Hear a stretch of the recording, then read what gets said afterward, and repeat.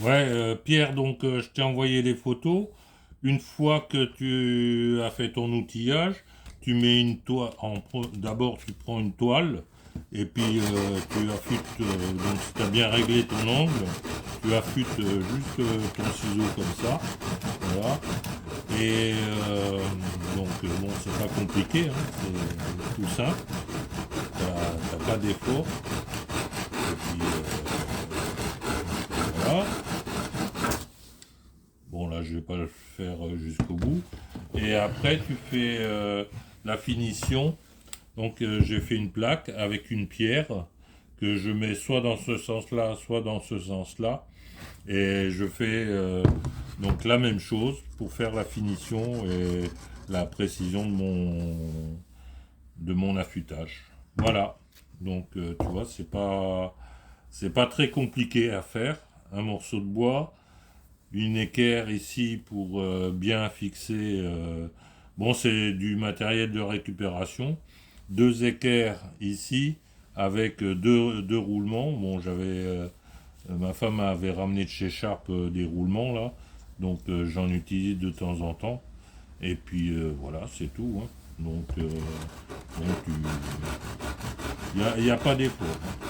Je veux dire, bon, après tu peux faire dans le sens que tu veux. Bon, de toute façon, tu tiens vers le manche. Ce qui est important, c'est de bien donc régler l'angle. Et l'angle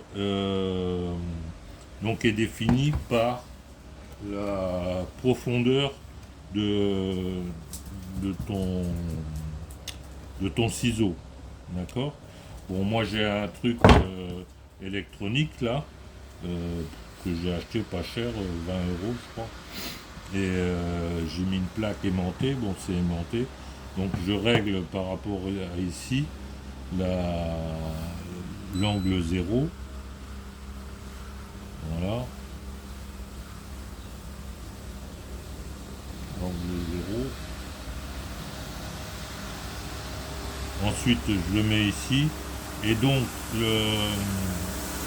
normalement l'angle d'affûtage c'est entre 25 et 35 degrés, donc suivant les travaux que tu as à faire.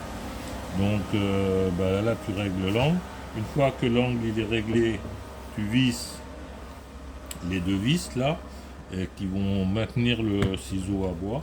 Et après, tu n'as plus qu'à voilà, t'as plus qu'à faire le balancier et tu appliques ton ciseau à bois. Voilà. Donc tu vois, c'est pas très compliqué à faire et ça marche super bien. Bon, j'ai fait ça avec le fer et tout là, et c'est pas mal, hein. Bon, j'essaie de t'envoyer ça, la vidéo par YouTube, hein. Salut!